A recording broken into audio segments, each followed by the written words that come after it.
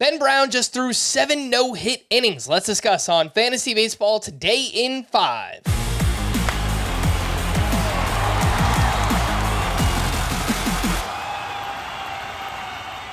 Welcome into FBT in 5 on Wednesday, May 29th. I am Frank Stampfl, joined by Scott White, and we will talk about 4 waiver wire pitchers, starting with Ben Brown, who threw the 7 no-hit innings with 10 strikeouts against the Milwaukee Brewers.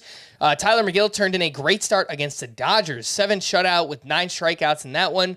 Hunter Brown turned in his best start of the season. He was at the Mariners, 6 innings, 1 run, 9 strikeouts to 0 walks. And Matt Waldron, baseball's better with a knuckleballer, by the way, has turned in 4 strong starts in a row. He was up against the Marlins. He threw 7 shutout with 8 strikeouts and really just leaned into that knuckleball. Scott, how would you rank this group? Waldron, Hunter Brown, Tylor Megill, and Ben Brown. Well, I'm going to go Ben Brown number 1 here. How could I not? 7 no-hit innings, 10 strikeouts. He has the least failure on his resume, which is the main reason I'm going with him number 1. He's looked good his entire time starting for the Cubs this year. Most of those starts have been on the shorter side. This was actually just his second start going even 5 innings. And of course, he went 7 this time, but the whiffs have been there. Curveball's excellent. Fastball's high velo. And the main difference, the main improvement for Ben Brown is that he's throwing a lot more strikes in the majors than he was in the minors. 65% strike rate coming into this start, and it was 61% in the minors last year. It may not sound like a big difference, but it is. 61 is awful. 65 is decent.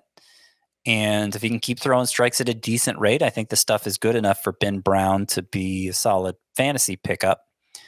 I say that, even as I say he's the number 1 on this list, I don't know that he needs to be added everywhere, just because I look across my teams and so I already have so many quality pitchers. I can't justify dropping another for merely an interesting one like Ben Brown. Of course, if you have a bad pitcher, and I don't mean a struggling pitcher like Framber Valdez or Pablo Lopez, but like a bad pitcher who you didn't invest much in, and you've just been holding on to him for some reason, of course, you could drop him for Ben Brown. But I would dare say not many people are in that position. So Ben Brown is number 1. Number 2, forgetting everyone you mentioned. Okay, Matt Waldron is number 2, the knuckleballer. And he's had 4 starts in a row now, 2 earned runs or fewer. He's looked really good. Bad minor league track record, but it may just be that he wasn't throwing his knuckleball enough. The more he throws it, the better off he's going to be. And it's who's the most successful knuckleballer any of us can remember? It's R.A. Dickey. And what made R.A. Dickey special was it was like a power knuckleball. It was high 70s. And Matt Waldron's is the same way. And while we don't want Matt Waldron throwing his fastball a lot, it's a better fastball than you normally see from a knuckleballer, at least in terms of pure velocity. It tops 90 miles per hour. R.A. Dickey was like 84. So there's definitely something to work with here for Matt Waldron. Again, merely an interesting pitcher, probably isn't worth picking up for most people, but he would be number 2 behind Ben Brown. And then Hunter Brown, who got away from throwing his fastball so much in this start, normally 44%, it was only 18%, and he had success. So maybe that's a path to success for Hunter Brown. We'll see. Anyone else I needed to rank here? Ben Brown, Matt Waldron, Hunter Brown. Tylor Megill. Tylor Megill. You know what? I like Tylor Megill second most, actually. I like him more than Waldron. But he dominated the Dodgers without leaning on the splitter, a.k.a. the American spork that he learned from Kodai Senga. And so that's weird. Like Tylor Megill, I'd be more excited if he did this with that new pitch, but he only threw it 5 times. So I don't know why that happened. Let's say you picked Andrew Abbott up for his 2-start week. He had a pretty rough start. We've been waiting for some regression to hit Andrew Abbott. He gave up 6 runs over 6 innings. Would you drop Abbott for any of the names we just mentioned? Yeah, I think anyone. Yeah. Okay, let's just quickly wrap up with David Fry, who continues to crush baseballs. 3 for 5 with a sock and a shoe. He is up to 7 home runs, 4 stolen bases, batting .357 and 1114 OPS as a catcher-eligible player on CBS. He is up to 74% rostered, so might only be out there in one catcher leagues. Is it time to add David Fry in one catcher leagues? What do you think, Scott?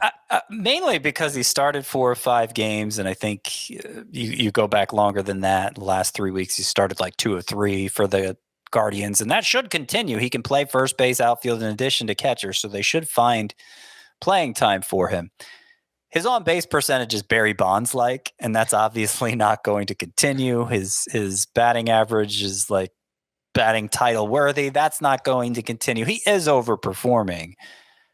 But is he good enough if he's playing this regularly to start at catcher in fantasy? And I would say yes in most cases. I'm going to move him up to 16th in my catcher rankings, which means all 2 catcher leagues he needs to be rostered. And even some 1 catcher leagues, I would say David Fry needs to be rostered. The rare catcher who his walk rate's going to go down, but he's going to walk more than the average catcher, and he's going to run some too. So he's kind of doing what we hoped Bo Naylor would do. Same team, but David Fry is actually doing it while Bo Naylor is doing nothing. All right, for more extensive fantasy baseball coverage, listen to the Fantasy Baseball Today podcast on Spotify, Apple Podcasts, the Odyssey app, or anywhere else podcasts are found. Thanks for listening to Fantasy Baseball Today in 5, and we will be back again tomorrow. Bye-bye.